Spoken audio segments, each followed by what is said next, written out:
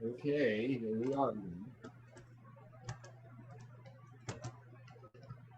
Seems like it's been a long time, but of course that's because we were off on Tuesday. It surprised me to no end. Usually schools aren't closed on election day unless it's one of the big elections like the presidential election. But you don't ask questions when you get a holiday, do you? No. Well, here we go. And so what we're going to do, yeah, what we're going to do first is go over the sample midterm. So hold on one second while I get it open. Or actually, I'll tell you what, let's go to Moodle and get it.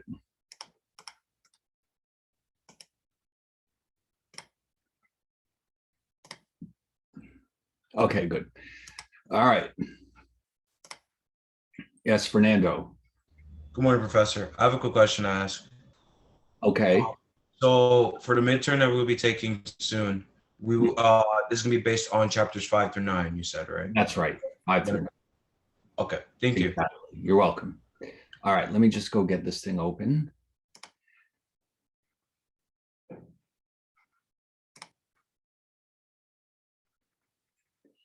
And we'll just get, hold on, I have to log in, of course.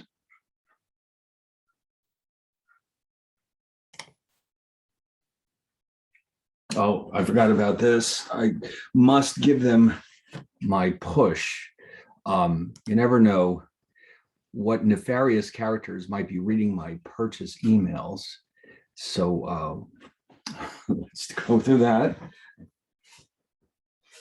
And so we'll go to us.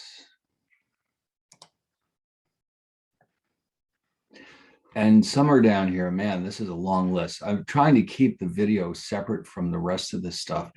There we go.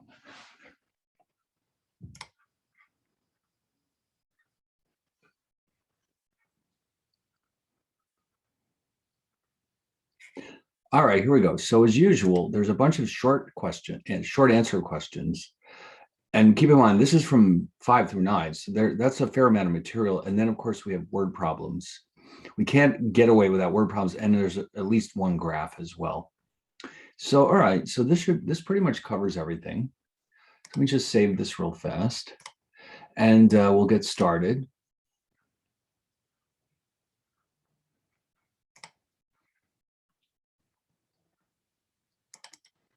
So today's the 5th.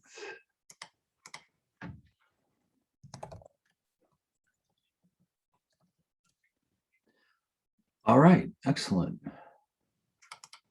So then when we're done today, I'll post these. Actually, let me go back to Moodle for a second. Since today's a Friday, why don't we do this? We'll say that midterm 2 can be due a week from Monday. So in other words, when we're done here, I can post the second midterm. And so Monday, that would be what, the 15th? Yeah. So let's put that way you have like more than a week.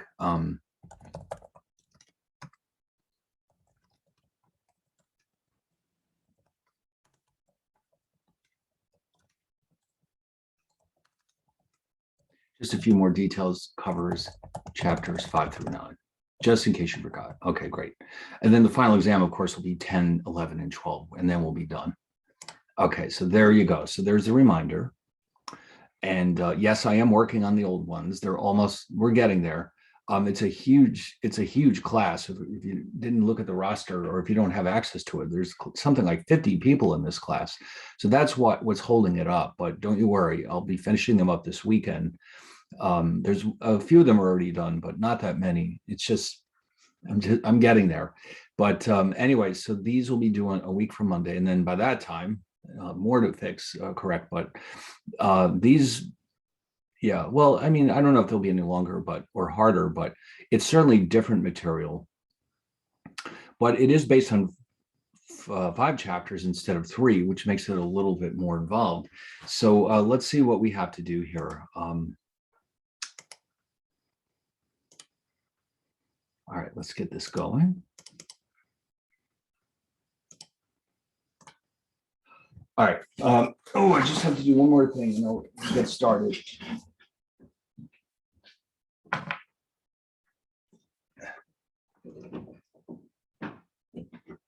Okay, oh God, that's better. All right, so first things first, what are the 4 phases of the business cycle? Now, you don't have to do these in any particular order. There's 4 cycles. Basically, you go from the top to the bottom. It's kind of like a roller coaster ride.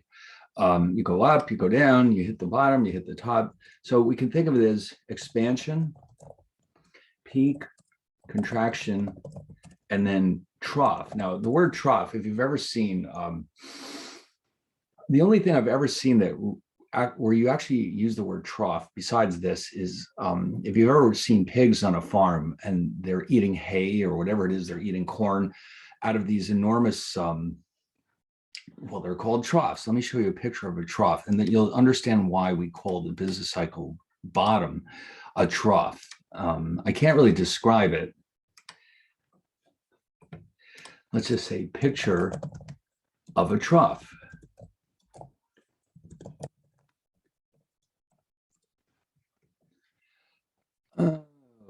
I guess that'll have to do.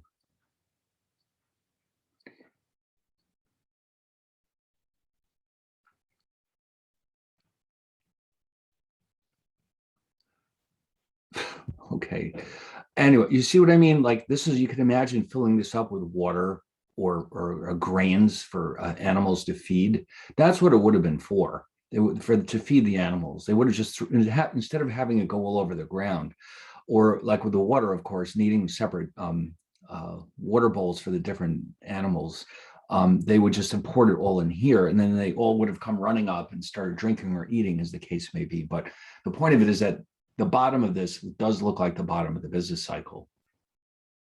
That's why it's called a trough. I guess they could have called it a bottom too. I don't know. So whoever decided in the early 30s, when the first research was being conducted on business cycle theory, somebody must have chosen that name and it just stuck. So that's why it's called a trough. Yeah, surprisingly enough, you know, we take it for granted that the government has access to tons and tons of data, which they gather all year long, but that really didn't get started until the early part of the 20th century. And keeping in mind too, in those days, there were no computers to help gather up and you know, organize all this information. So it was quite a challenge. And in fact, one of the earliest developers of business cycle theory, let's see if we can go look him up on the internet.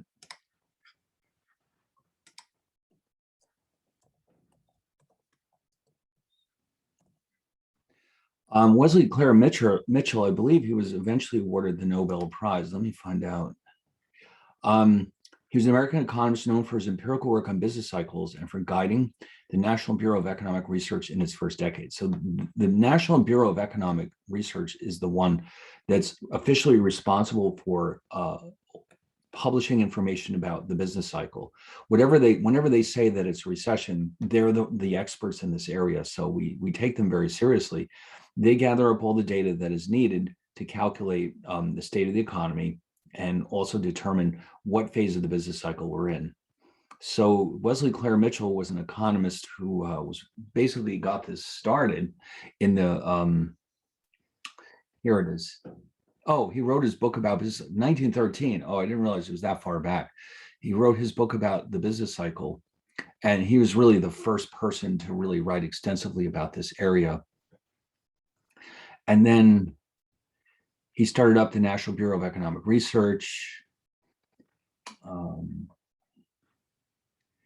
Oh, I guess he never got the Nobel Prize, but still, he was such an important part of this that without him, we might still not be as well along as we are as far as calculating or measuring the business cycle. So yeah, this is the name that you want to associate with business cycle theory. All right, anyway, so why are intermediate goods excluded from the calculation of GDP in order to avoid double counting them? So in other words, if you counted the steel that's used to build a new car as a separate item from the car itself, you'd be counting the value of the steel twice in the GDP accounts, and you don't want that. Okay, so the main difference between GDP and GNP. All right, so the way to look at it is that GDP measures goods and services produced within the borders of a country, whereas GNP measures goods and services produced by the citizens of a country, which means no matter where they're located. So if, let's say Ford has a factory, has at least one factory in England where they produce cars for the British market, the cars that they produce are being counted in US GNP, but not GDP, because those cars are being produced outside of the United States. So GDP refers to location, GNP refers to the citizenship of the companies that are making these products. All right, now a net factor income receipt. All right, well, there's several of them.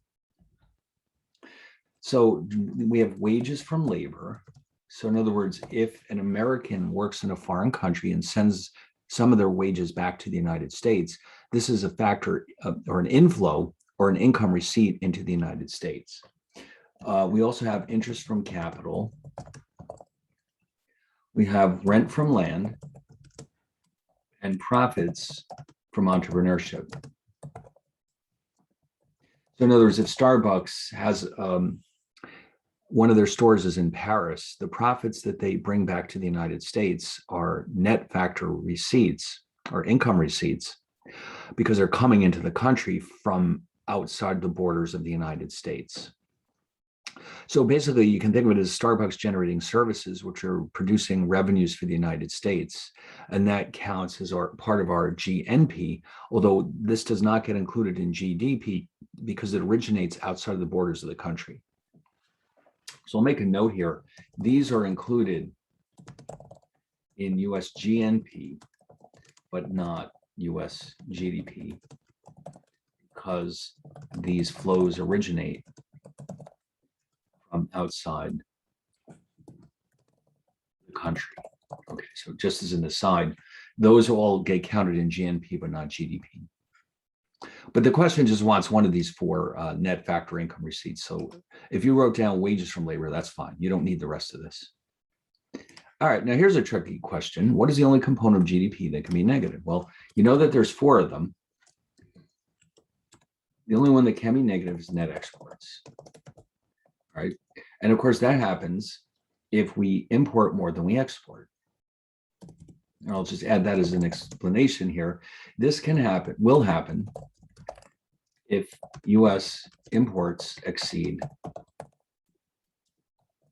US exports. And of course, that's normally what we see. In fact, this has been going on for over 30 years. It's been about 30 years since our last trade surplus.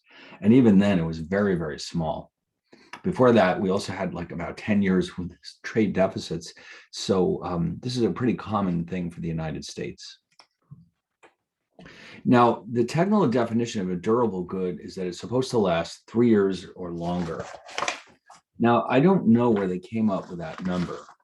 It seems a little arbitrary, but they must have done, the National Bureau of Economic Research or the Bureau of Economic Analysis must have done some research on goods to see the average length of time that people use them. And they must have decided to draw the line at 3 years. So, you know, if you want to know more about this, you can always go to the internet and do some research, but that's the number that they use. Now, in which component of GDP are expenditures on new housing found? This is the surprising one. This belongs in the category of investments, not consumer spending, but investments. The house is such a big, expensive part of your, I mean, it's probably the most expensive thing you'll ever buy. It will last for many, many years. So it's treated as an investment in the GDP accounts rather than simple consumption spending. All right, I think it makes sense. I mean, really, your house is an investment when you stop and think about it. And unlike other consumer goods that you buy, the value of your house actually goes up over time rather than down. So that would be another reason why they want to think about it as an investment, because of the fact that it can go up in value and it has a very long lifetime. In fact, I mean, if you take care of your house, it should probably last. You probably should be able to leave it to your heirs because there's no reason why it shouldn't last for a long, long time. All right, now transfer payment means a payment for which no goods or services are received in return. So in other words, it's just another name for a gift. Transfer payment, for example, like for example, Social Security checks, when the government sends Social Security checks out, they don't expect you to work for them in return for that, or they don't expect you to give them some product in exchange for that. It's a check. They send it to you, and that's the end of it. It's not really a gift because it's really a return of your own money, but it is not a purchase of goods or services. So Social Security payments would be considered transfer payments. Foreign aid, for example, when the government gives foreign aid to other countries, that's considered to be a transfer payment because we're not getting anything in return. Well, except gratitude, I suppose. But if the U.S. government sends like relief aid to countries that are experiencing droughts, it's just to help them out. It's something they do just because they want to be helpful, and they're not getting anything back, except, like I said, gratitude. But you can't put gratitude in the GDP accounts, can you? No, you can't. And it happens all the time. The U.S. gives away a lot of money to countries around the world for various reasons. In particular, agriculture. A lot of these small countries, the problem is their economies are heavily dependent on farming, and if the weather is unusually bad one year, they're really going to be in trouble. So that's when foreign aid is very, very helpful. So anyway, what is one of the most important determinants of net exports? Well, there's many of them, but I would say the exchange rate is probably one of the most important, maybe the most important determinant of net exports, because it directly affects the cost of Americans buying foreign goods. It also directly affects the cost of foreigners buying American goods. So I would say that's probably the number one thing that affects. Now, other issues are important too, like, for example, the quality of our goods is very important. Like the US has products that everybody wants to buy, like iPhones, for example, and that certainly helps stimulate our exports. But the exchange rate is a huge component of the decision to buy or sell imports or exports. All right, the GDP identity, you can write it out very simply as Y equals C plus I plus G plus NX. And of course, I'll just remind you that Y is GDP, C is consumer spending, I is investment spending, G is government purchases, not including transfer payments, as we've already seen. So we're going to call it not government spending, but government purchases. And then NX is net exports. So the government buys a lot of things. They, for example, if they need new computers for the Bureau of Labor Statistics, or whatever they're doing, when they buy products, they go to the private sector and they put up, they offer private companies the opportunity to bid for the right to sell to the government, and then they decide who to buy from. So they might find themselves filling up their offices with Dell computers. That would be an example of government purchases.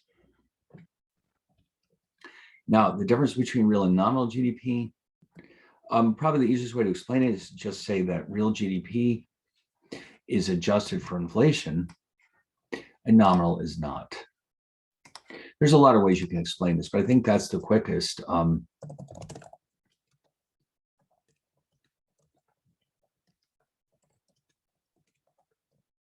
There's other, like, for example, you could also say real GDP is measured in base year dollars, or sometimes they're called fixed dollars. Nominal GDP is measured in current dollars.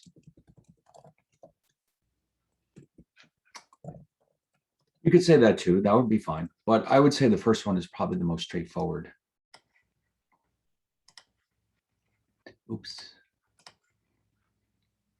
All right. What is true of real nominal GDP during the base year? You might recall that during the base year, um, current dollars are base year dollars. So therefore, real and nominal GDP are equal during the base year.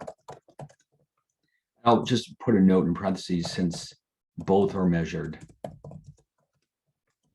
the base year dollars. Okay. Now, here we go. We're looking at unemployment now. Is a person who has looked for work in the past 4 weeks considered to be unemployed? That would be a big yes. Okay, that 4 weeks is the cutoff point. If it's been more than that, they assume that you are not that serious and you're not counted as unemployed. Now, are members of the armed forces considered to be part of the working age population? And the answer is no, surprisingly enough, because they cannot accept jobs. They're already employed in the military, but that isn't being counted. They're just being treated as a separate group that is not part of the working age population. Now, are discouraged workers considered to be part of the labor force? No, they've considered to be have dropped out of it. They've given up. Like, I'm not looking for work. And even if somebody called me up and offered me a job, I might not take it. Okay, they've dropped out. We don't know what they're actually doing, but they're not looking for work. That's for sure. Now, during a recession, during a crisis like COVID, you'll get a lot of that. You know, a lot of people realize that they're wasting their time looking for a job, and they'll find something else to do. Like they might go back to school, for example. Enrollments in graduate programs tend to go up when the economy is doing very poorly because there's few jobs available. But and then they try to come back when they get their degrees, of course. All right, now, which of the measures of unemployment is most narrow? So remember, there's 6 of them. U1 is the most narrow. That includes almost nobody. Well, I shouldn't say almost nobody. It includes the fewest people. In other words, it's in this measure, it's the hardest to be considered unemployed. Okay, in other words, it's only people who basically just lost their jobs, and within really a few weeks. You know, the other categories don't count here, like marginally unemployed or, you know, some of the others. Whereas at the other extreme, U6 includes everyone. If you're not working, you're considered to be unemployed, basically, no matter what's going on, like no matter how long it's been since you last looked for work. So the U1 unemployment measure is very low, U6 is very high. But of course, we know that the quote official rate is U3. That's the one you hear. If you hear it on TV, they talk about the unemployment rate going up or going down. They don't actually mention those words on TV because they figure you won't know what it means anyway. So they just say the words, the unemployment rate, and they let it go with that. Now, if you're reading a website, a more specialized website about economics or finance, they might mention that detail. Like if you're looking at, especially a magazine like The Economist, they would not shy away from giving you all the details because they figure you know you're reading this magazine because you're very serious about economics. So if you really want to read economics at maybe a higher level than what you're getting in the U.S. media, you might want to try The Economist, and because they really are able to explain what's going on very clearly without getting too bogged down in technical details or in math. I mean, the point of this magazine is that it's accessible by anybody who's interested in economics, no matter what kind of background you have. So in other words, any person who's, let's say, graduated from high school and is interested in this material should be able to understand what they're talking about. And that's the point, you know, and in spite of that, they can explain some very complicated ideas in a very clear-cut way. So that's why it's such a popular magazine. And it is a British publication, which means you get more perspective about foreign countries than you might get in an American magazine. There's certainly a lot more discussion about Europe than you would get in an American magazine. Okay, like if you're reading Fortune or Forbes, it'll almost be exclusively based on the US unless there's an article about trade. Whereas here, you never know what you're going to find. It's a little bit of everything. And so really it's a very, very high quality magazine. Now you can get the physical magazine still, they still publish it, but I'm sure that nobody wants to be bothered with physical magazines. So there, yeah, the online version is available. I think you can get it very cheaply as a student too. And also, if you need an article from the past, like if you've, let's say you searched on Google and you discovered that they published an article about exchange rates 2 months ago, well, you can go back and look at it if you're a subscriber. I think if you're not, there's a limit. They'll let you read a certain number of issues for free. But, you know, it's something to check out. For sure, this is where I would start if you're going to start reading on a regular basis about economics. This would be a great place to start. So anyway, let's get back to it. But anyway, they would, the reason why I brought this up is if you read an article on this in The Economist about unemployment, they very well might explain to you the differences between U1, 3, and 6, because they know that you're interested in this, and you know they want to tell you what's going on without, you know, simplifying it too much, but also without making it too horribly complicated either. And they certainly are able to shy away from all the math. So this would be a good place to read about something like that. But also, if you go to the Bureau of Labor Statistics itself, all these government statistical agencies have a lot of their own publications online that are intended for students to read and understand more about what's going on here. So you should check those out as well. And then also the individual Federal Reserve banks, which we'll talk about in a couple of chapters, have their own online research, which you can download for free. So there's lots of fun there's a lot of areas on the internet where you can find lots of information about finance and economics. Now, here's one that's really more about investments. They have a lot of excellent articles every day about what's going on. You can see the stock indexes are up here. Green, of course, means everything is wonderful.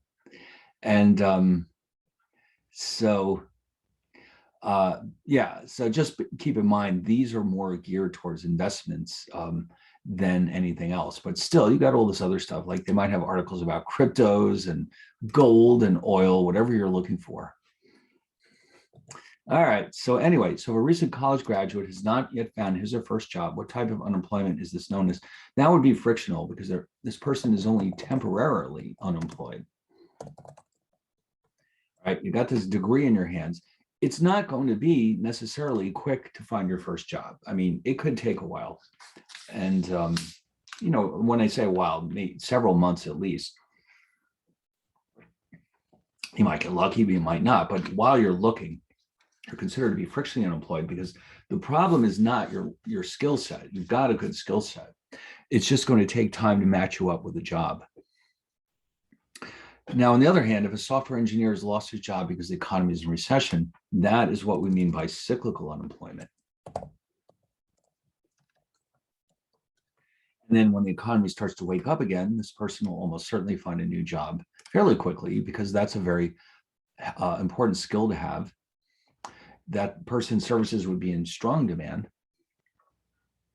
And so it's only a matter of time. But unfortunately, if the economy is not doing well, it's hard for employers to hire new people when the economy is weak. Now, the natural rate of unemployment, which is, of course, is the rate that would occur if without any cyclical unemployment. So if there's no cyclical unemployment, then the unemployment rate that we've reached is considered to be the natural rate. Or you could think of the natural rate as simply the combination of structural and frictional unemployment. In other words, this is the rate we would see if we didn't have any cyclical unemployment. All right, beautiful. Now, the output gap is the difference between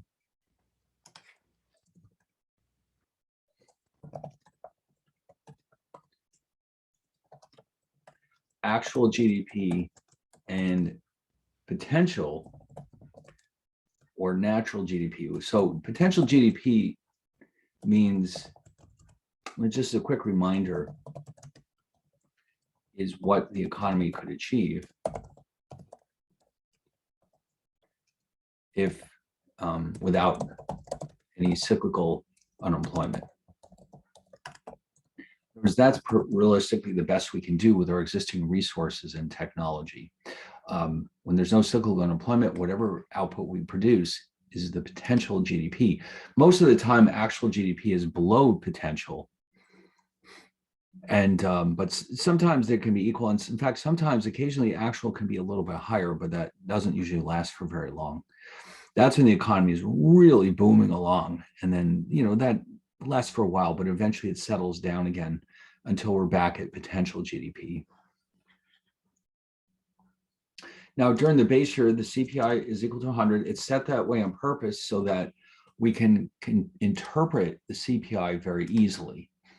So in other words, if, let's say this year the CPI is 200, that just means that prices are twice as high as they were during the base year. In fact, I think we looked it up once before. Right now, it's about 270 something. But remember, the base year is back in the early 80s. So prices have gone up roughly 2.7 times since the early 80s, which works out to less than 3% a year. So our inflation rate until recently has been quite low for many, many decades. Unfortunately, now it seems to be going up again pretty quickly. But anyway, one major shortcoming of the CPI, so let me mention a few of them. It does not measure all goods and services available to consumers. In other words, it's only counting the goods that are in that basket that we discussed. The Bureau of Labor Statistics defines a basket that they believe that people are buying. They're thinking in terms of the so-called typical urban family of four. So anything that they don't think the urban family of four normally buys is not going to get counted here. So there might be items that are slipping through the cracks because the consumer basket doesn't include it. And the consumer basket isn't changed very often. It's a long, slow process.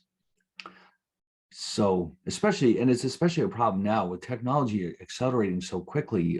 Things that we have now and we use all the time might not have existed when the basket was defined.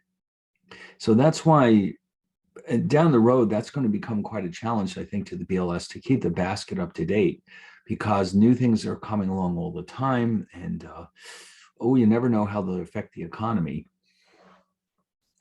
But anyway, also what's wrong with it, it does not capture the impact of new goods, and it does not capture the beneficial impact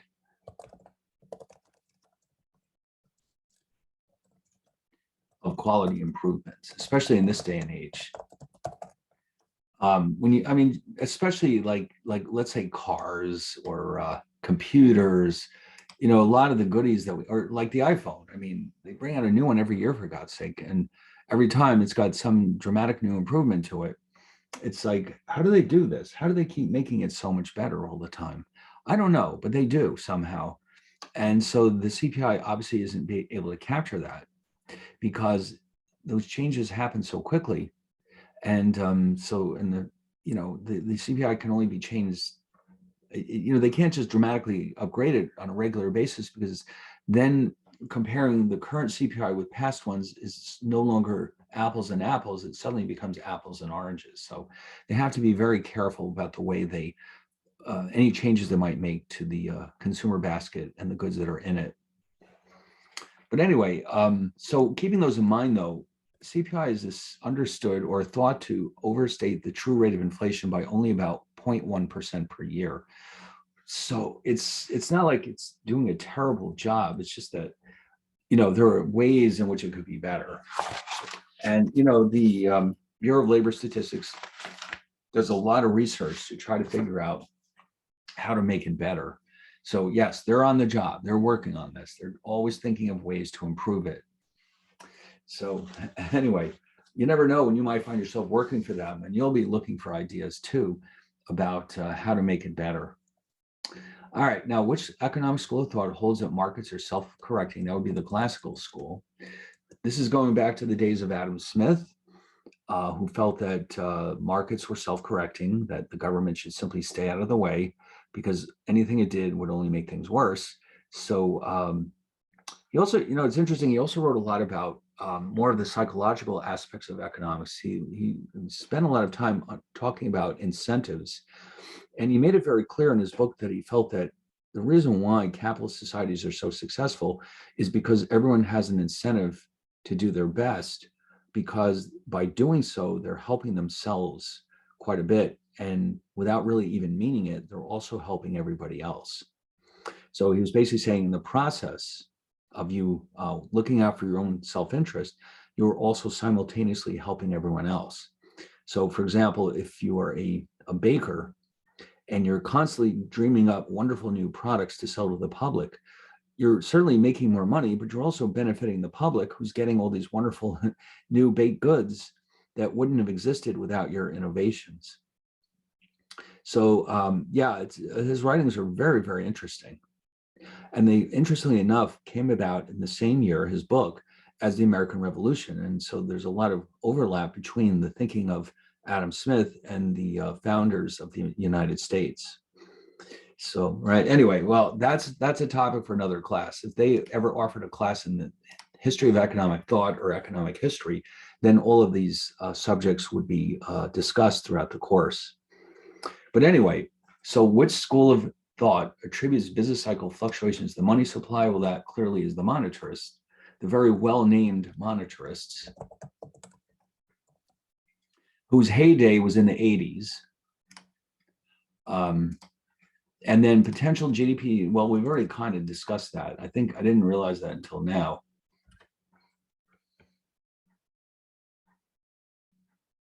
There it is. Oh, I see. This was the output gap. I happened to throw that in there as a comment. So I'll just now borrow that and put it here. And the total product curve shows the total output of a product that can be produced when changing a variable input, such as labor. That's typically assumed to be the one thing we can change in the short run. So the total product curve is really only relevant in the short run, because in the long run, we can change all of our variables. So we use different graphs to illustrate what happens in the long run. But in the short run, when you can only change one thing, which is typically labor, this is what ends up happening. Now, when technology improves, as it does so frequently, the total product curve shifts up to indicate that more output is being produced with the same resources. Now, technically, the answer to this question is it shifts up, but I wanted to include all the explanations as well. I like the explanations. And then finally, what is real per capita GDP? This is real GDP divided by the size of the population.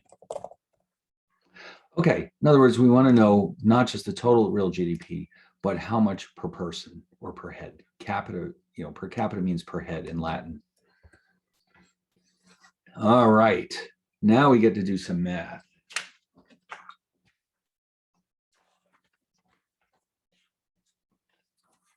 So we're going to calculate four things. Well, actually, more than that. We're going to start with four calculations. We've got an economy that only makes wine and cheese, which means the citizens of this country are very, very happy. Yeah, imagine that, a country. This is it. You got wine and cheese. Okay. Well, now let's start with 2019 nominal GDP.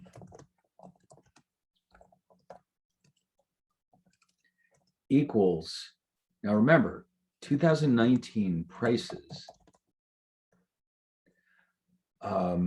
times 2019 quantities. I'm expressing it, I guess it's technically not, I mean, I guess, let me write it like this. Uses 2019 prices and 2019 quantities. Okay, now just as a side note, when you're calculating GDP, whether it's real or nominal, you always use the current year quantities. That never changes. So any calculations of real or nominal GDP always use the current year quantities. Okay, but nominal GDP uses current year prices, while real GDP uses, base year prices. That's the distinction between them. It's not the quantities. Those, those are what they are. It's always the prices that you're changing. So now, but this year, so the 2000 nominal GDP, hold on one second.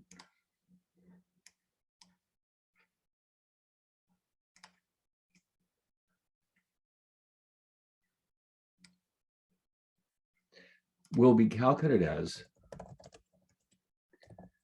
okay, so 2019 price of cheese times 2019 quantity of cheese plus 2019 price of wine times the 2019 quantity of wine. Okay, so that means we will have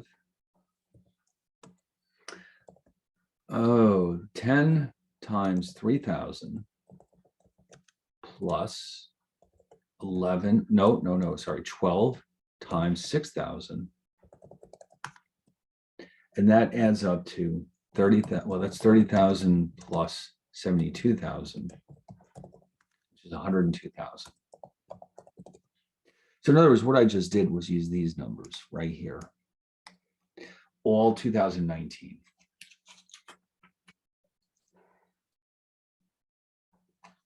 Now, because this is the base year, the real GDP will be the same, because in the base year, the current prices are the base year prices. So for 2019 real GDP, we'll have we'll have the same thing. In fact, I'm just going to copy them.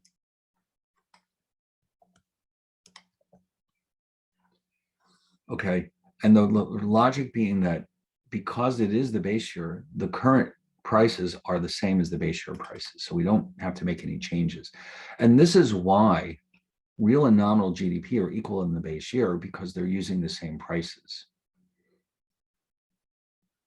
Okay, but real, I have to make one change here. In parentheses, uses 2019 prices since they are the base year prices, and 2019 quantities. And again, that part never changes. It's always the current quantities. But this year we're using the base year prices, but in 2019, those are also the current prices. So these have to be equal to each other. All right, but the next year that won't be true anymore. Okay, so for part C, the 2020 nominal GDP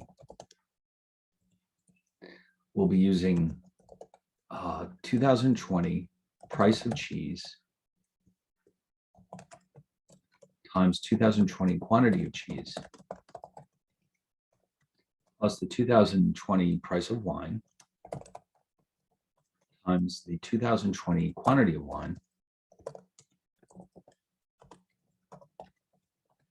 because those are the current values. Okay. Oh, what did I do? I lost my split.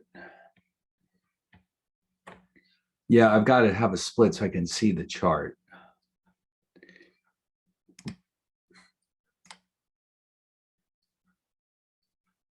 There we go.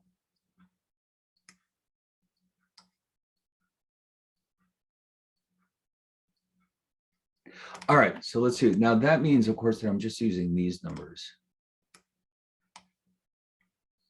Okay, so in other words, I'll have 11 times 3,500 plus 13 times 6,500. And that equals 38,500 plus 84,500 equals $123,000. Now, of course, it looks like things are going great in this economy. Output went up from 102,000 to 123,000, but unfortunately, some of that at least is price increases. So what we have to do to find out how much the economy has really grown is calculate real GDP. So we're going to have 2019 price of cheese, because that's the base year, but we still use the current quantities, 2020 quantity of cheese, plus the 2019 price of wine, but multiplied by the 2020 quantity of wine. So now that means that this number, whatever it is, will be lower than the nominal GDP. So we'll have, for the wine, it was $12 a gallon in 2019. We're currently producing 6,500 gallons. Oh, actually, I'm sorry, I'm supposed to start with the cheese. The cheese was $10 last year, but we're currently producing 3,500 pounds of it. Plus, last year the wine was $12 a gallon, but this year we're making 6,500 gallons. So we're going to have 35,000 plus 78,000 equals 113,000. All right, so that means that yes, our output grew, but not maybe as much as it appears by just looking at nominal GDP. In fact, you know what I'm going to do? Let me come up here and just summarize it for you. This is 102,000. This is 102,000. This one is 123,000. And this one is 113,000. So actually, let me neaten that up a little, just so you can see them all at a glance.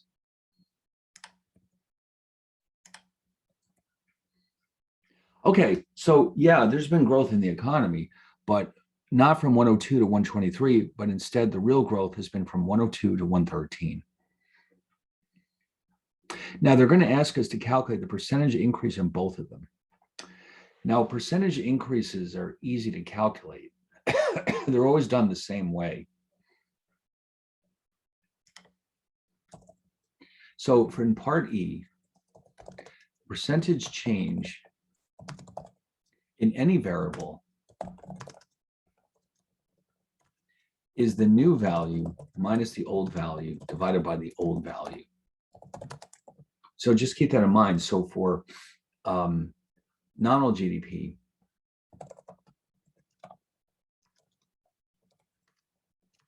that would be 2020 nominal GDP minus 2019 nominal GDP, all divided by 2019 nominal GDP. So in other words, that would be 123,000 minus 102,000 all over 102,000, which is 0.206 or 20.6%.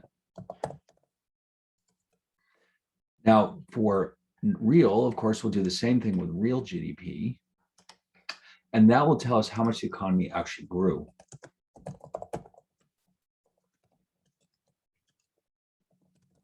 So 2020 real GDP minus 2019 real GDP divided by 2019 real GDP would be 113,000 minus 102,000 all over 102,000. That's going to be 0.108, 10.8%. So yes, that's still pretty impressive. But you can see that of the 20.6% increase in nominal GDP, only 10.8% of that came from a real increase in output. The remaining 9.8% would have been inflation. Okay, so this economy experienced a fair amount of inflation, but it also experienced a significant amount of growth. So that's what we needed to know. And when you hear again in the media them talking about this, this is what they're referring to. They're always talking about real GDP. They never actually say those words, if you notice.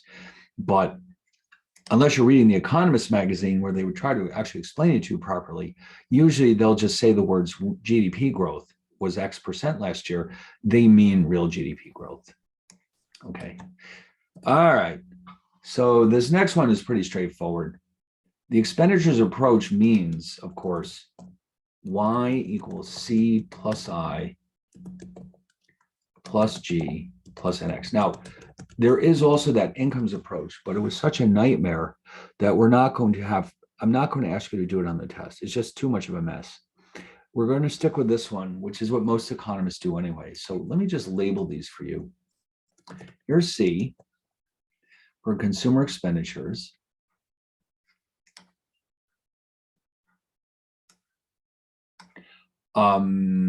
Investment, government expenditures, and net exports. Now, you can ignore the rest of these because they would overlap with these four categories. So in other words, interest, profit, rent, the rest, those are normally used for the expenditures approach. And those numbers would be incorporated into these four categories. So don't use those, just count these in your calculations. You can ignore the rest of them. Okay, so let me boldface those so it's obvious that you only want to include those numbers. Now, if you notice, net exports is negative as we figured.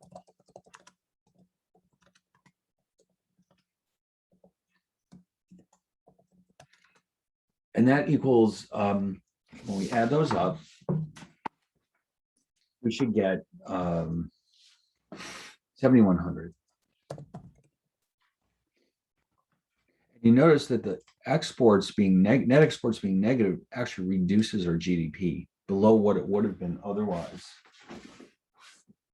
All right, so that's one of the annoying things about trade deficits is it does actually reduce our GDP. Okay, now here's a labor force problem. So for these, we have the definitions in the slides. So, you just have to be careful with them. You should, when you're doing the test, you should have those slides open so you can find things in a hurry. So, for example, the labor force is nothing but total employed plus total unemployed. So that, if you read it carefully, it's 135 million plus 20 million is 155 million. So you don't need all the zeros. You can just write million. For B, the unemployment rate is the total unemployed divided by the labor force. Okay, now we know that 20 million people are unemployed. The labor force, it says up here,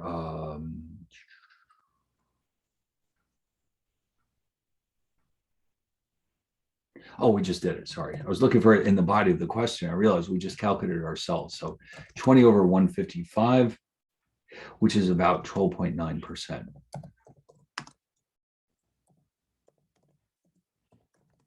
See, the employment population ratio, which you don't really hear used very often. And they, not every ratio is equally useful. It does exist and it is reported. It is equal to total employed over the entire working age population, which means 135 million over 180 million, or about 75%. So 75% of the working age population is employed. The rest are either unavailable for work or they are unemployed.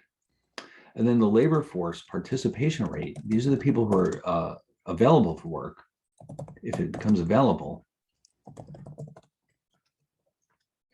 is the size of the labor force over the working age population,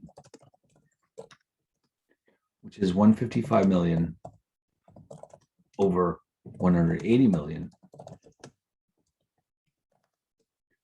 0.86 or 86%.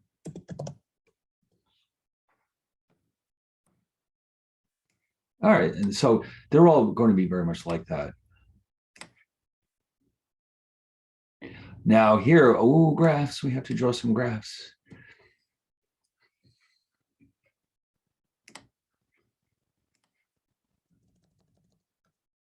So let's say in the first case where this is the real wage, which is determined in the market for labor.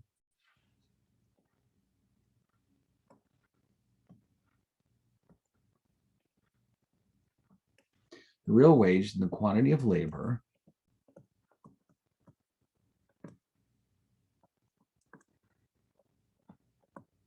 so the labor supply and demand. Now in this section, these are labeled LS for labor supply and LD for labor demand to distinguish them from other types of supply and demand. And so we're assuming that we're in equilibrium right now, and along comes an increase in the supply of labor.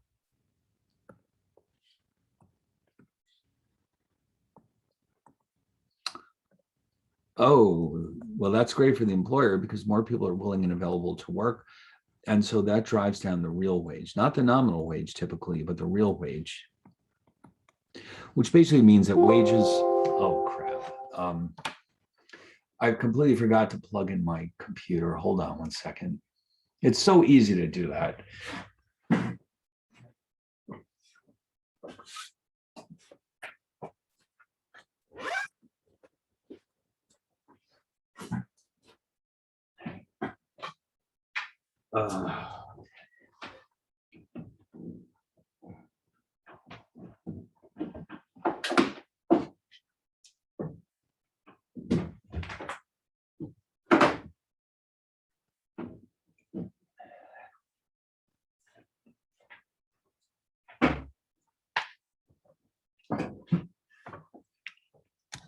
All right, that's better.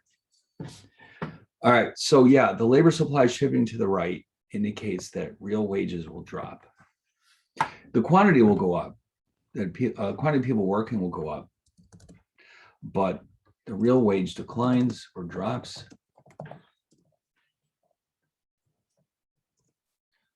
But the quantity of labor employed increases.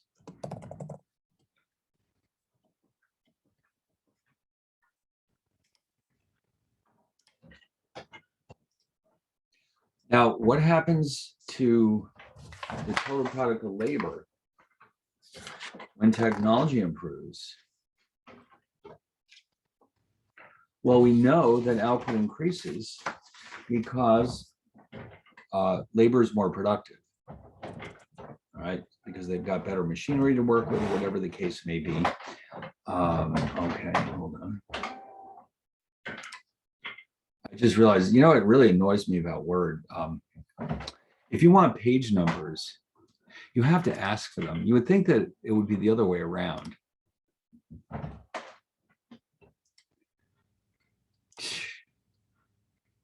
So anyway, I hate to have long documents without page numbers. If you, let's say you print this out to study from and you drop it on the ground, let's just say you're better off with page numbers than not with page numbers. So I have no idea why they do this. They make a lot of questionable choices, in my opinion. But anyway, I'll have to have it out with Microsoft one of these days. I'm sure they'll value my opinion very highly. All right, so here's the total product curve. And let's just say that it shifts up. You know, it could shift up in many different ways, but as long as it's clear that we can get more output at every given level of L, so no matter what L we're using, The new curve is higher than the old curve, so that there's more output being produced at every level of labor. So that's all that you really have to show. It should maintain the same basic shape, but it's the important detail is that it's shifting up. All right. So that's that. If all of that seemed easy, you're in good shape. Okay. This is pretty much the second midterm right here. I don't know. It looks pretty straightforward to me, but I mean, that's my opinion.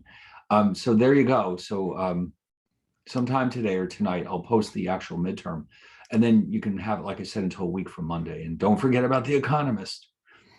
Okay. If you really care about economics and you really want to learn more about it, this is a great place to get started. It's not even just, I mean, because it's an economics magazine, but also it's, like I said, coming from a European perspective, which gives you, maybe different insights into what's going on, but also you learn more about, like, let's say something's going on in France or Germany. This is the place to find it. Okay, so, all right. And there's the trough. All right, now we are in the middle. We started 10. Now 10 is our discussion about financial markets. Last time we were here, we were looking at bonds. And I remember I was showing you some actual bond certificates so you could see how they are structured and how until, computers came along, people actually had physical certificates to show that they own the bonds. And remember, we had to clip off the coupons to receive our interest payments, and that's how they attain their name. Now, I think there might be some videos here. I know there's some videos here, but I want to see if we're ready for some of these. Let's see. Okay. You know what? It looks like I did not get them all posted here.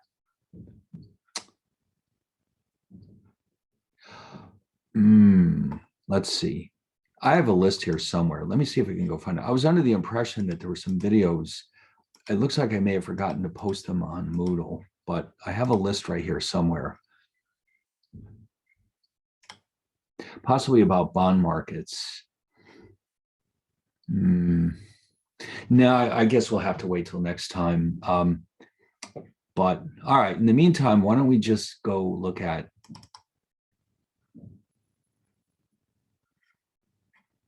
chapter 10. And then maybe next time we can start looking at some videos. So chapter 10.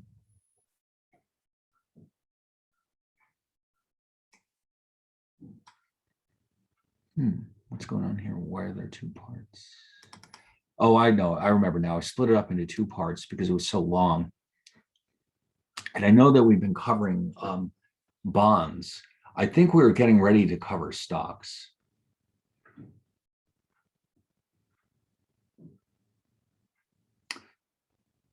Oh, let's see. Where did we leave off? I think we may have started to discuss the issuers of these bonds, like who actually is issuing bonds. Well, we know the U.S. Treasury issues bonds. These are issued in order to cover their deficits. They're borrowing money from the public, basically, because they're constantly running up deficits and they have to pay their bills somehow. So they resort to borrowing from the public. Whatever they can't raise in taxes, they just borrow it. And they do that by issuing these bonds where you're essentially lending the government money in exchange for interest payments. Corporate bonds obviously are issued by corporations. Corporations borrow money all the time, but that's a different reason. They're doing this in order to expand their operations or maybe hire new people or create new products. So they're using the money to run their operations. Municipal bonds are issued by city, state, and local governments. Like, for example, the state of New York can issue its own bonds. And those are usually done for local projects. Like, for example, the brand new, spanking new Tappan Zee Bridge. I don't even want to think about how much that must have cost. And they would have paid for it by issuing municipal bonds. If you don't live in this area, you may not have been over the Tappan Zee Bridge. Oh, come on. Oh, here it is. Well, let's just say they did a nice job with it. It's very futuristic looking, especially at night when it's all lighted up. It's pretty nice. Now, technically, it's the Tappan Zee Bridge. Andrew Cuomo, while he's still governor, he renamed it the Governor Mario Cuomo Bridge after his father. But now that he's gone, the people in the area are very upset about that, and they'll probably end up renaming it Tappan Zee Bridge anyway, because it's named after the Indians that used to live in that neighborhood. But anyway, it's quite a nice bridge, and so let's see if we can figure out how much it must have cost.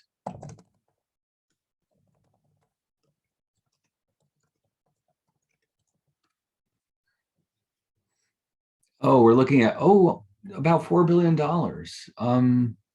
That's not bad for such a major bridge. But where do they get the money? They don't have that kind of money laying around. Fernando? I actually thought it was going to be around the billion range. Yeah, it's a lot of money. I mean, that's a big project. And they did it pretty quickly, I must say. I think they finished it in about a year. Oh, there it is. Well, anyway, but they did a nice job with it, but the old one was ready to fall apart. So they had to get their act together, and they really did a nice job with the new one. But I mean, it's a lot of money, but that's that's a long bridge. That's one of the issues they had, was that they unfortunately chose to build the original one at one of the widest parts of the Hudson River, and so that made it a lot more expensive. And but anyway, so it got done, and so the state of New York doesn't have $4 billion laying around, so they would have issued municipal bonds, and so investors buy these bonds and they lend the state money, and in exchange for that, the state will have to send them interest payments, which eventually will be paid for with tax revenues. But so for big projects like this, it's very normal for governments to issue municipal bonds to pay for them. Now, maybe the federal government probably kicked in some money too, but it's still a lot of money. So anyway, and also in colleges, let's say that now Purchase is a state university, so they get their money from the state anyway, but a private college who needs to do something expensive, like, for example, let's say a private college in New York needs a new library, and it's going to cost them $50 million, which they don't have. There's actually an organization called the New York State Dormitory Authority, and it basically does the same thing. They will issue bonds to the public, and then they lend the money to the college so that they can build the library or dorm, whatever the case may be. So those are also municipal bonds because they're coming from a state agency. But anyway, foreign bonds, you would be surprised to learn that a lot of foreign governments and foreign companies issue bonds in the United States. The foreign companies, it's not a surprise because a lot of them are doing business right here.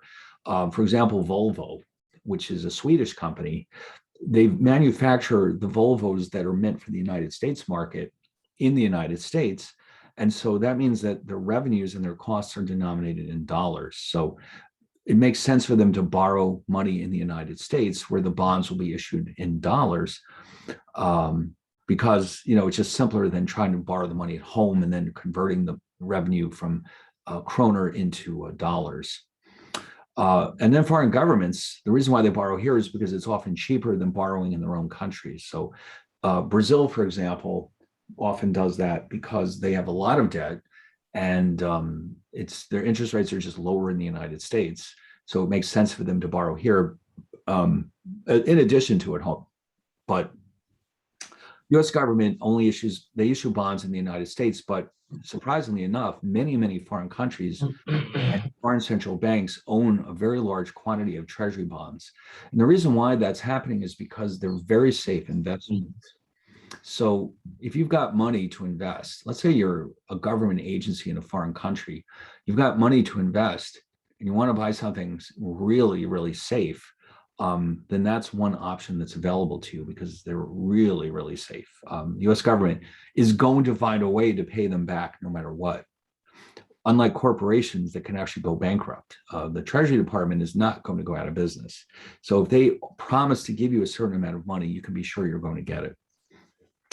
Anyway, in fact, the numbers involved are pretty high, but I just want to show you there's a website. If you're curious to know what kinds of bonds you can buy from the US government and what kind of interest rates they're paying, which are very, very low, by the way. The reason why they're so low is because they're so safe. With the bond markets, the safer you are, or let's say the corporation you're issuing, the safer the bond is, the lower will be the interest rate that they're paying.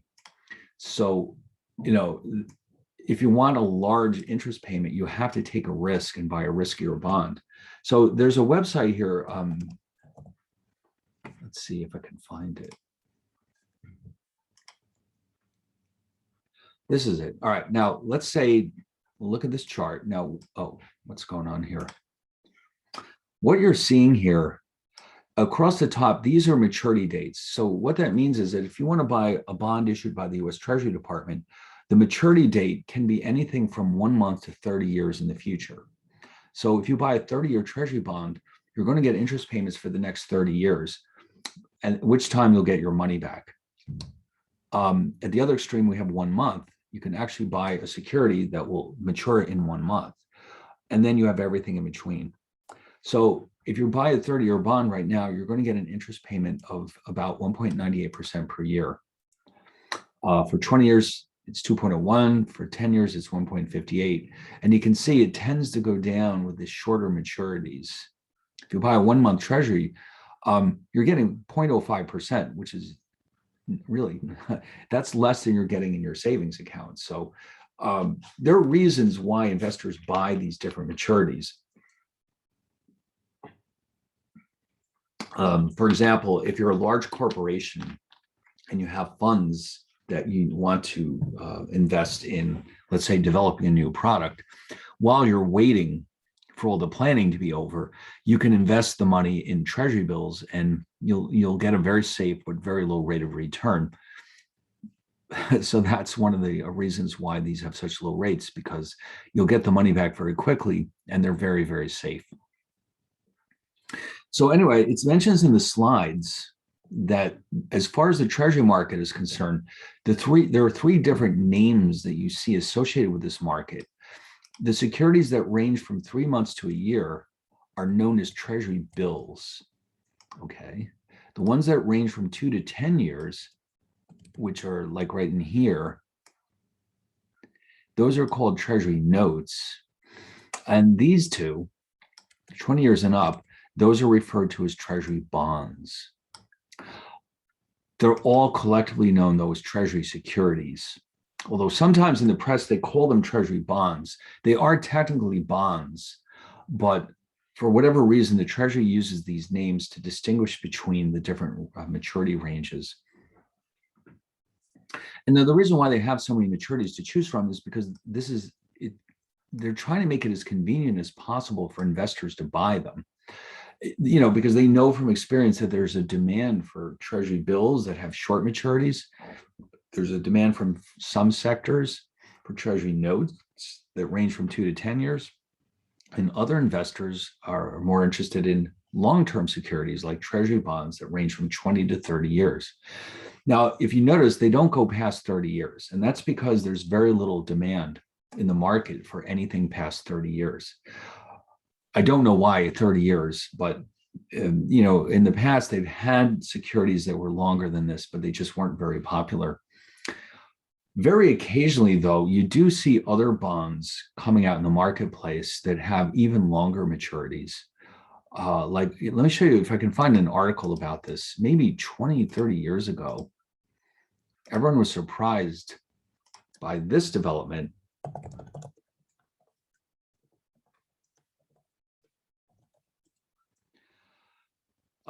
Walt Disney and Coca-Cola, in recent history, have actually issued bonds with a 100-year maturity, which means that if you buy this bond, you're supposed to get paid 100 years worth of interest before you get your money back. So basically, your heirs are going to collect a large percentage of these interest payments. So you do see this once in a while. And so you might think, is that insane? But you know what? People buy them. The thing about a bond, though, is that once you buy it, it's not like putting your money in a certificate of deposit where you're committed to leaving it there for a certain length of time. If I buy a 30-year treasury bond and then next year I realize that I made a mistake, I need the money back, I can easily sell it to somebody else. So, yes, it's a 30-year bond, but I don't have to hold it for 30 years. So with bonds, they can be sold prior to their maturity date. So anyway, corporate bonds, now, unlike treasury bonds or other treasury securities, which are perfectly safe, corporations can go bankrupt. So if you own a corporate bond and the corporation goes bankrupt, guess what? You're not going to get your money back. It's just that simple. So what do you do about that? If you're an investor and you're thinking about investing in corporate bonds, how do you know which ones to buy? Well, guess what? There are ratings agencies like Standard & Poor's and Moody's, and their only job is to create ratings for these different bonds to tell you how safe they are. So let me show you a chart of the Standard & Poor's ratings. They started AAA, which is the very safest, and then you work your way down, and you can see we have AA plus, AA, AA minus, A plus, A minus, triple B plus, triple B minus. Now, in this column on the left, these are all considered to be very safe bonds. They're described as being investment grade. Once we fall below triple B minus, these are the risky ones. These are the ones you buy because you like to gamble. Yes, there are people who will buy these, but they're terribly risky. So because of that, they have to offer very high interest payments to entice people to buy them. But you and I as individuals might want to steer clear of these because they're pretty risky. These are probably better off for individuals. And so anyway, these letters indicate how safe the bonds are and what kind of interest payment you're likely to get. Yes, Fernando. I just wanted to ask a quick question. So when you were saying earlier about corporate bond, if like the company goes bankrupt, is because you won't get money because of the corporate bond is dependent on the company, isn't it? Yes. In other words, imagine that you bought a bond from let's see, who's gone bankrupt in recent years. There used to be a supermarket chain called the A&P. I don't know if you remember them. And they went out of business maybe 5 years ago. So if you owned a bond issued by A&P, there's no company to give you payments anymore. It doesn't exist. Now, having said that, it's not the case that you'll get no more money back. What typically happens is when A&P goes bankrupt, they still have some assets, which will be sold by the bankruptcy court. And whatever money's left over, they will distribute it to the bondholders, but it's likely to be a very small percentage of the amount that they actually owe you. So you might get some money back, but nowhere near what you were promised. So you want to be careful with these bonds. And this is why you might want to think about only buying the very safe ones, because the probability of bankruptcy is very, very small here. On this side of the fence, the probability of bankruptcy is not that small. It's not huge, but it's not small either. So you want to be careful about these. But yes, when you buy corporate bonds, the biggest risk you're facing is the potential for bankruptcy, which would mean that you'd lose most of your investment, if not all of it. So this is one of the drawbacks. Now, how do you work around this? You only buy safe bonds. And also what you do is you don't put all your money in one bond. You buy a whole portfolio of bonds. So you buy bonds from, let's say, Apple and Microsoft and Amazon and a bunch of different kinds of corporations that are in different industries. And that way, the chances of them all going bankrupt is essentially zero. So by having a diversity of bonds from different industries, then you can minimize the risk even further. Okay. Fernando?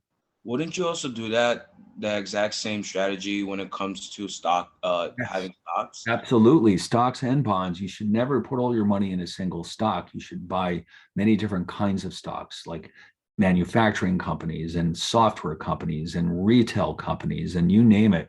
The more of a mixture of industries you have, and not just industry, but some small companies and some big companies and some that are located in the East and some that are located in the West.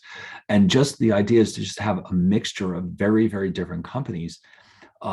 what happens then is that if one of them runs into trouble, you've got all the other ones that can help potentially help make up for that with higher profits. So if you've got 30 stocks in your portfolio and one of them is in trouble, you've got 29 other stocks that can potentially pick up the, make up for those losses. So, your goal is to always have a nice mixture or diversity of stocks or bonds to minimize your risks. So this is something you'd spend a great deal of time discussing in a finance course, but it's also relevant here because it gets to the idea that the riskier the bonds, the higher the interest rate they have to pay you in order to buy those bonds. Yes, Fernando? I'm sorry, I just had another curious question to Sure. ask. It's still about stocks. So I Yeah. thought that when it comes to stocks, you pull your money in and you take that risk, like, not to take your money, not to touch it, so you can let it invest it over time. You can do that. You can absolutely do that. Yeah, you can set it up so that your profits are being reinvested, and your dividends are all being reinvested, and you're not spending the money. That definitely would help your portfolio grow even faster. So for retirement planning purposes, you can set up a plan where that's exactly what's happening. And in fact, you can have money taken out of your salary to automatically invest even more in stocks every month. Yes, but my question is, when it comes to like how does like well, I want to know about the process. Like when you do take your money out, like from that money that you collected from that stock, how does that work out? Like I was kind Oh, of curious. what happens is it depends on what you're invested in. There's certain structures called mutual funds where you're basically buying into a pool of stocks, and you can set it up so that your profits are reinvested in your fund or your shares that you're holding, or you can actually do it yourself individually. You can take whatever profits you earn and then yourself pick new stocks to buy. But there's all kinds of plans that you can enter into that would allow you to automatically reinvest the proceeds into more stocks. Now, those would be done through a broker, most likely, or an investment bank. Possibly, where you work, you might have a 401k plan for your retirement where you could set it up to automatically reinvest the profits in whatever you're doing. And again, you could also have some of your salary withheld to invest even more into your investment portfolio. Thank you. Okay. So yeah, it's very, you need to check this out. When you graduate and you start working, you can go to your HR, Human Resources Department, and ask them what you're eligible for. And if they have a 401k plan, that's a plan where you invest your money into stock funds or bond funds, and that money accumulates over time for your retirement. And it also accumulates with tax advantages. In other words, you don't get taxed on the profits until you actually retire. So that way your portfolio can grow even faster. So it's a lot to think about. Yes. So when you get to that point, you might want to even get your hands on an investment advisor or somebody who can help you with all of this, because there's a lot of decisions that have to be made.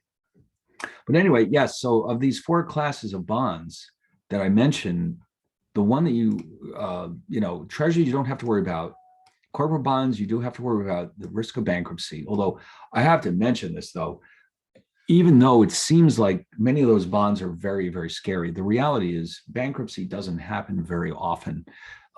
It's a very rare event. So even though there's always a threat of bankruptcy for these very poorly rated companies, the actual bankruptcy percentages throughout time have been extremely small. So it's not that much of a risk, but you just have to always be aware of it and try to be careful not to overinvest in any one type of bond. Municipal bonds are issued by city, state, and local governments. Believe it or not, they actually can go bankrupt. In fact, the city of Detroit declared bankruptcy about 5 or 6 years ago. And so if you bought bonds issued by the city of Detroit, you're going to be out of luck. You might eventually get some of that money back, but not as much as you thought. With the foreign bonds now, this is interesting. Foreign governments might be safe and they might not be. So if you buy bonds from the government of Brazil, you might think, well, I'm safe, right? No, because in 2001, the government of Argentina defaulted on its debts. They ran out of money and they could not pay off their bonds. So it does happen. And with foreign corporations, same thing. You'll have ratings from S&P 500, S&P and Moody's, to tell you how risky they are. So they're not perfectly safe. The only group in here that's 100% safe are the treasuries. The rest all have varying degrees of risk, but those the riskier ones at least offer you a higher interest payment to make up for it. So when you decide which ones to buy, you have to take a lot of this into consideration. And how much risk can I take on? Depending on your circumstances, you have to make these decisions. But at least you'll have the information you need to make the right choices if you are paying attention, for example, to these credit ratings. So now, anyway, so the next section, we're going to be looking at stocks. Now, by the way, if you looked through ahead in your slides, you might have noticed something fun here that I sneaked in. And it's getting to that time of the year anyway. The stock markets, the most famous stock market in the world, of course, is the New York Stock Exchange. And so a couple of Christmases ago, I was down in that neighborhood and I took what I thought was such a cool picture that I sneaked it in there. That's a picture of the New York Stock Exchange at Christmas time. Now, how cool is that? And in a few weeks, you'll be doing your Christmas shopping and you'll say, wow, how cool is that? And if you're in the Wall Street district, you can go down there and see this yourself. You can't actually go inside, but the whole area is all decorated for Christmas, and it's very, very cool to see. So something to think about. If you're in the city anyway, you might want to go down there and walk around and see all the buildings all decorated up for Christmas. Okay. And in fact, within the very short space here, the New York Stock Exchange is right next to Wall Street, and the New York Fed is just a couple of blocks up the street. And so it's a very interesting part of the city. It's the oldest part of the city. So the streets, you can see that the streets are narrow and twisted and crooked. And unlike the rest of the city where the streets are laid out like graph paper, here the city is, the streets are, let's say, a little bit bizarre because a lot of those streets were originally cow paths because, this part of the city goes back to the early 1600s when the Dutch arrived. And so let's just say the streets show it. So it's a very interesting part of the city. The history is really amazing. And if you may have heard that New York was once called New Amsterdam, and this is where the Dutch actually settled. So, all right. Anyway, so enough of that fun stuff. Let's just knock it off right here. And so going forward, I think we're just going to now finish up chapters 10. Oh, I thought so too. That's why I couldn't resist putting it in there. Chapters 10, 11, and 12. And when those are done, we'll wrap it up and we'll review for the final exam, and we'll be done with the course. But in the next couple of weeks, we'll be talking a lot about financial markets, but also money and the Federal Reserve System. So it should be very exciting. Okay. All right. So I guess I'll just see you all next Tuesday, and hopefully, and I should have the exams ready by the weekend. It's just been, the last couple of weeks have been crazy hectic for me. So don't worry, I am working on it as we speak. So, all right, I'll see you all next week then. Thank you, Professor. Have a good weekend. Thank you. Bye. See everyone I have later. a question. Oh, go ahead. So the exam is going to be posted Monday, you said, and then No. Sometime this afternoon, I'll post it up there. In fact, I might be able to do it right now, but no. Well, all right. I'll tell you what. Sometime today, it'll be ready today. And then it's due a week from today. Oh, no, a week from next Monday. Okay. So you got like 9 days basically to do it. Okay. And are you going to post the sample midterm with the solutions like you did Yes. last time? Yes, I will do that too. Okay. Perfect. Thank you so much. You're welcome. Have a good one. All right. Bye. Oh, is that you, Fernando? You're still here? Yeah. I just from hearing that, I just wanted to ask real quick. We're still able to refer to our sample midterms for like guidance as well, right? Oh yeah, absolutely. Oh yeah. Okay, thank you. Whatever you have, whatever notes, the recordings, the sample midterm, everything. All right, thank you. Have a good day. All right. See you later.